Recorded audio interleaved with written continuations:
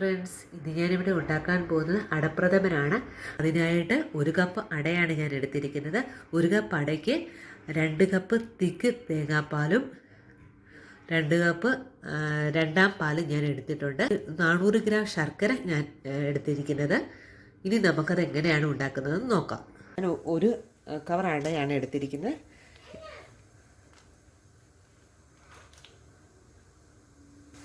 വെള്ളം നല്ലപോലെ തിളച്ചിട്ടുണ്ട്. നമുക്കിനി ഇതിലേക്ക് അരിയട ഇട്ട് കൊടുക്കാം.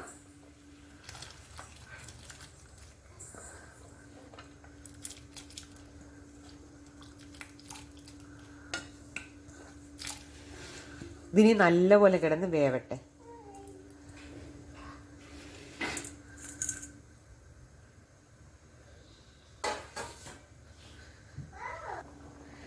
ഇടയ്ക്ക് ഇങ്ങനെ ഇളക്കി കൊടുത്തോണ്ടിരിക്കണം, അടിക്ക് പറ്റാതെ.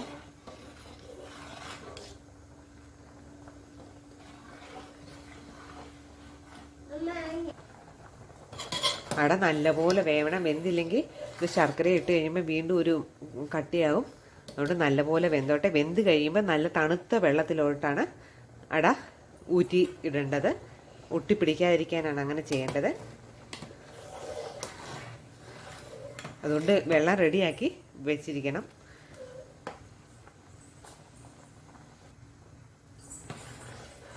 ഞാൻ 3 തേങ്ങയുടെ പാലാണ് ഇതിനായിട്ട് ഉപയോഗിക്കുന്നത്. 200 ഗ്രാം അടയ്ക്ക് 3 തേങ്ങയുടെ പാലും 400 ഗ്രാം ശർക്കരയുമാണ് ഉപയോഗിക്കുന്നത്.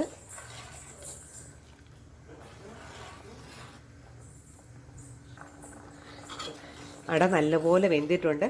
ഒരട എടുത്ത് നമുക്കിങ്ങനെ വെച്ച് നോക്കി അറിയാം, നല്ല ഇതായിട്ട് വെന്തിട്ടുണ്ട്. ഇനി നമുക്കിത് ഊറ്റിയിട്ട് നല്ല തണുത്ത വെള്ളത്തിലോട്ട് വേണം ഇതിടാൻ. ഞാൻ ഊറ്റിയിട്ടുണ്ട്. നല്ല തണുത്ത വെള്ളത്തിലോട്ട് നമുക്കിനി ഇട്ട് കൊടുക്കാം.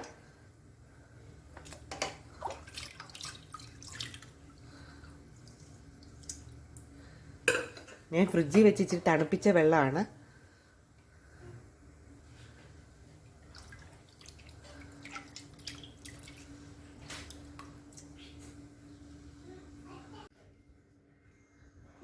ഒരു പാത്രം അടുപ്പിൽ വെച്ചിട്ട് നമുക്കതിലേക്ക് 1 സ്പൂൺ നെയ്യ് ചേർത്ത് കൊടുക്കാം. ഒരു പാത്രം അടുപ്പിൽ വെച്ചിട്ട് അതിലേക്ക് 1 സ്പൂൺ നെയ്യ് ഒഴിച്ചു കൊടുത്തിട്ടുണ്ട്. ഇനി നമുക്കതിലേക്ക് ശർക്കര ചേർത്ത് കൊടുക്കാം.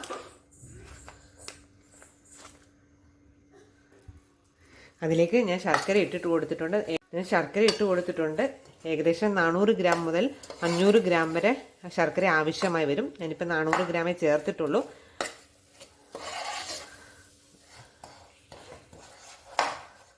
എൻ്റെ ലിക്വിഡ് പരുവത്തിലുള്ള ശർക്കരയാണ്, ഇച്ചിരി ലൂസായിട്ടുള്ളത്.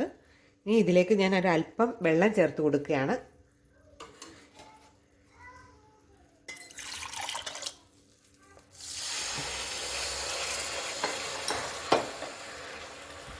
ഒരു പാത്രം അടുപ്പിൽ വെച്ചിട്ട് അതിലേക്ക് 1 സ്പൂൺ നെയ്യ് ഒഴിച്ചു കൊടുത്തിട്ടുണ്ട്. ഇനി നമുക്കതിലേക്ക് ശർക്കര ചേർത്ത് കൊടുക്കാം. ഞാൻ അതിലേക്ക് ശകലം വെള്ളം ചേർത്ത് കൊടുത്തിട്ടുണ്ട്.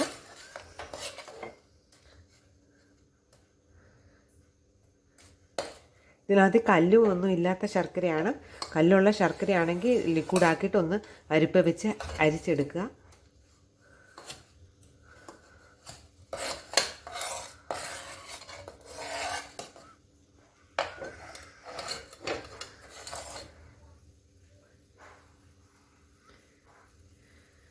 ശർക്കര നന്നായിട്ട് തിളച്ച് വരുമ്പോൾ നമുക്ക് അതിലേക്ക് ഊറ്റി വെച്ചിരിക്കുന്ന അട ചേർത്ത് കൊടുക്കാം. ഇതിലേക്ക് നമുക്ക് അട ചേർത്ത് കൊടുക്കാം. നല്ല തണുത്ത വെള്ളത്തിലിട്ട് കഴുകിക്കൊണ്ട് തന്നെ അത് ഒട്ടും ഒട്ടലൊന്നുമില്ല. ഇനി ഈ ശർക്കരയിൽ കിടന്ന് നല്ലപോലെ ഇതൊന്ന് മധുരമൊക്കെ ഇതിനകത്തിലേക്ക് നല്ലപോലെ പിടിക്കണം. ഈ ശർക്കര മൊത്തം പറ്റുന്ന വരെ നമുക്കിതൊന്ന് ഇളക്കിക്കൊണ്ട് ഇരിക്കാം.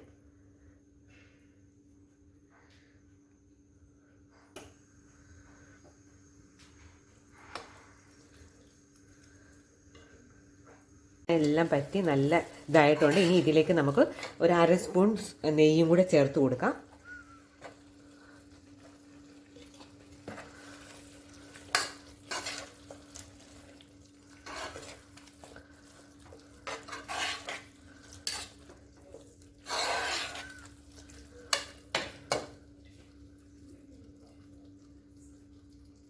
ഇനി ഇതിലേക്ക് നമുക്ക് രണ്ടാം പാല് ചേർത്ത് കൊടുക്കാം. 2 കപ്പ്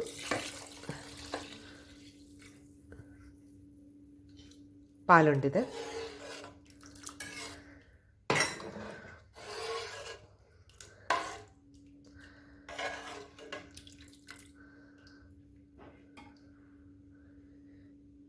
ഇനി ഇതിനകത്ത് കിടന്ന് ഒന്നും കൂടെ പറ്റി വരട്ടെ. ഇത് നല്ലപോലെ പറ്റിയിട്ടുണ്ട്. നമുക്ക് ഇനി ഇതിലേക്ക് 1 പാല് ചേർത്ത് കൊടുക്കാം. ഇത് 1.5 കപ്പ് 1.25 കപ്പ് 1 പാലുണ്ട്. ഇത് നമുക്ക് ചേർത്ത് കൊടുക്കാം.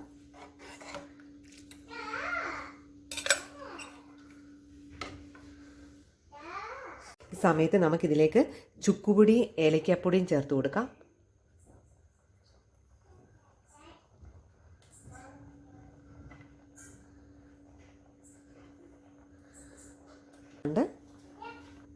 ഇനി ഇത് നമുക്ക് നിർത്തിയിടാനിട്ട് ഇതിലേക്ക് അണ്ടിപ്പരിപ്പും കിസ്മിസും വറുത്തിടാം. നമുക്കിനി അതിനകത്ത് ഇടാനുള്ള അണ്ടിപ്പരിപ്പും കിസ്മിസും അല്പം തേങ്ങാക്കൊത്തും കൂടെ വറുത്തെടുക്കാം. അതിനായിട്ട് അല്പം നെയ്യ് ഒഴിച്ചിട്ട് ചെറുതായിട്ട് അരിഞ്ഞ തേങ്ങാക്കൊത്ത് ഇതിലേക്ക് ഇട്ട് കൊടുക്കാം.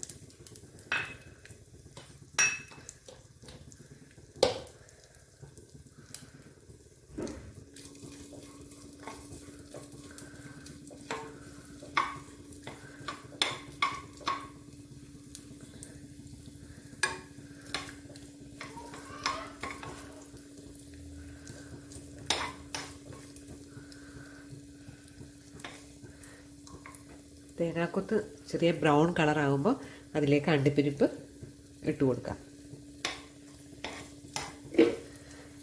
ബ്ലാക്ക് എള്ളുണ്ടെങ്കിൽ അതും ഇതിനകത്ത് വറുത്തിടുന്നത് കാണാൻ നല്ല ഭംഗിയാണ്.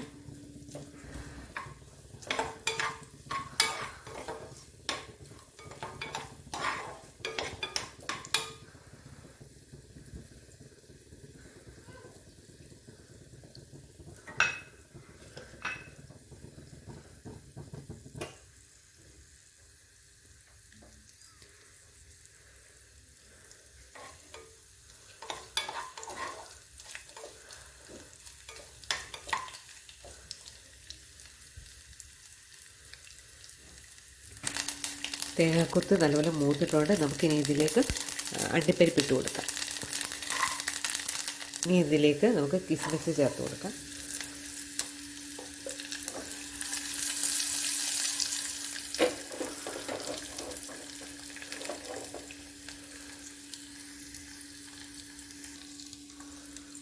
നമ്മുടെ അടപ്രഥമൻ റെഡി ആയിട്ടുണ്ട്. വളരെ ടേസ്റ്റിയാണ്. ഈ വിഷുവിന് എല്ലാവരും ഒന്ന് ട്രൈ ചെയ്ത് നോക്കുക. ഇഷ്ടമായെങ്കിൽ ലൈക്ക് ചെയ്യാനും ഷെയർ ചെയ്യാനും സബ്സ്ക്രൈബ് ചെയ്യാനും മറക്കരുത്. കൂടാതെ ബെൽ ബട്ടൺ കൂടെ ക്ലിക്ക് ചെയ്യുക. എന്നാലേ നിങ്ങൾക്ക് തുടർന്നുള്ള നോട്ടിഫിക്കേഷൻ ലഭിക്കുകയുള്ളൂ.